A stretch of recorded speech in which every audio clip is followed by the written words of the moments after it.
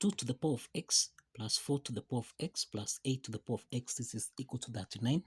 So what is the value of x given that x is an element of real numbers? Now let's provide a solution from here. So we have 2 to the power of x plus 4 to the power of x. We can write 4 as 2 to the power of 2, then raised to the power of x, then plus 8 to the power of x. This is the same thing as 2 to the power of 3.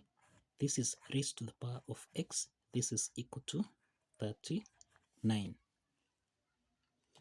The next step is that 2 to the power of 2 raised to the power of x and 2 to the power of 3 to the power of x. This is in the form of a to the power of n raised to the power of m, which you can express as a to the power of m raised to the power of n. So this is basically the swap of powers here, so that we have 2 to the power of x plus 2 to the power of x. So we have x here. This is raised to the power of 2.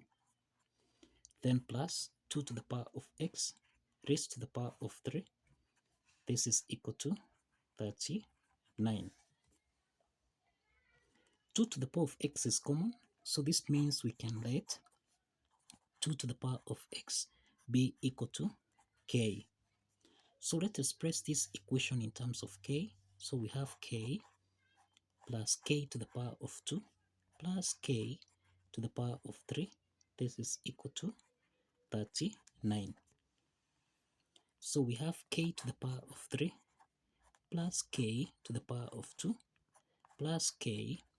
This is equal to 39.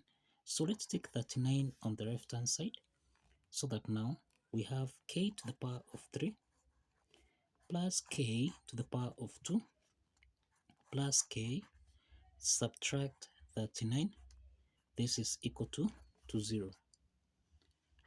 So this means that we have k to the power of 3 plus k to the power of 2 plus k minus 39, which is the same thing as minus 27 minus 9, subtract 3. This is equal to 0. So we have k to the power of 3 plus k to the power of 2 plus k, subtract 27, which is 3 to the power of 3, subtract 9, which is 3 to the power of 2, subtract 3. This is equal to 0. We have k to the power of 3 here and 3 to the power of 3.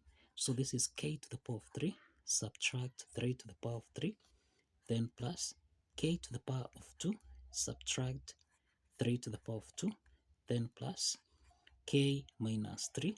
This is equal to 0. Now, we have that k to the power of 3 minus 3 to the power of 3. This is actually the difference of two cubes expressed as a to the power of 3 minus b to the power of 3. The second part here, this is the difference of two perfect squares expressed as a squared minus b squared. Now we have that a to the power of 3 minus b to the power of 3. This can be expressed as a subtract b multiplied by a squared plus a times b plus b to the power of 2.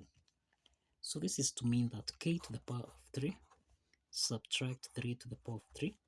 This can be expressed as k subtract 3, k squared plus 3k, then plus 3 squared, which is 9.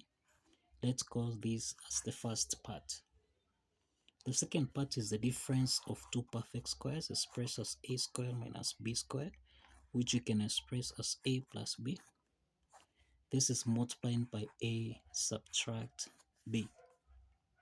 So that now we have k squared subtract 3 squared. This is the same thing as k plus 3 multiplied by k minus 3. Let's call this as the second part. So let's combine the first part, the second part, and the third part here. So this is k subtract 3 multiplied by k to the power of 2, then plus 3k plus 9, cross the parentheses, then we have plus k plus 3, then k subtract 3, then we have plus k minus 3, this is equal to 0. So we have that k subtract 3 is common here.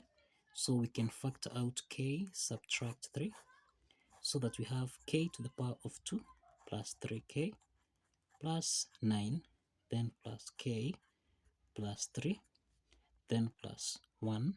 This is equal to 0. So this is k subtract 3. Here we have k squared plus 3k plus k, this is 4k. Then we have 9 plus 3, this is 12 plus 1, this is plus 13. And this is equal to 0. So we have got two parts here, that is k subtract 3, this is equal to 0. Then we have k squared plus 4k plus 13, this is equal to 0. From the first part here, we have k is equal to 3, k is equal to 3. Now, here we have a quadratic equation where we have the value of a is equal to 1, b is equal to 4, and c, this is 13. So let us assess the nature of the root of this quadratic equation. That is by determining the discriminant value, which is b squared subtract 4ac. So here we have 4 squared minus 4 times a, which is 1, then times c, which is 13. So this implies that we have 4 squared, this is 16, subtract 4 times 13, this is minus 52. 16 minus 52, this is negative 36, and this is less than 0. So what this means is that we have two complex roots. We have got two complex roots here. And this indicates that there is no real solution. There is no real solution that can be obtained from this quadratic equation here.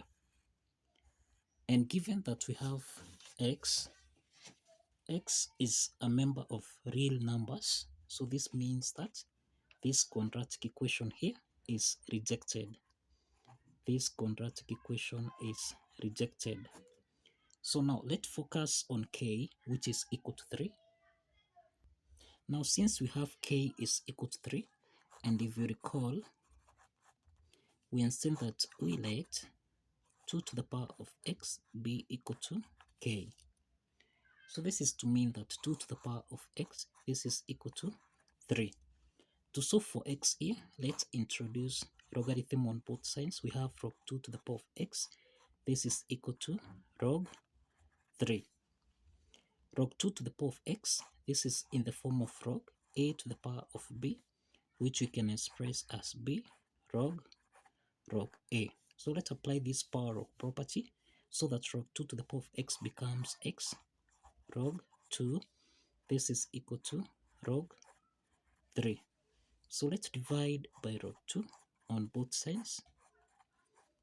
And this means that x is equal to log 3 over log 2, which we can express as log 3 to base 2. So this is the value of x.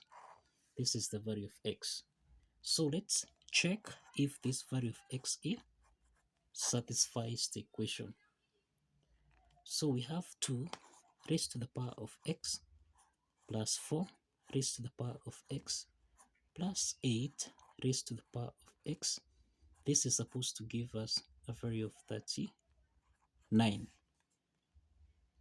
So this is 2 raised to the power of log 3 to base 2 plus 4, which is 2 to the power of 2 multiplied by log 3 to base 2, then plus 8, which is 2 to the power of 3 multiplied by log 3 to base 2. This is supposed to give us a value of 39.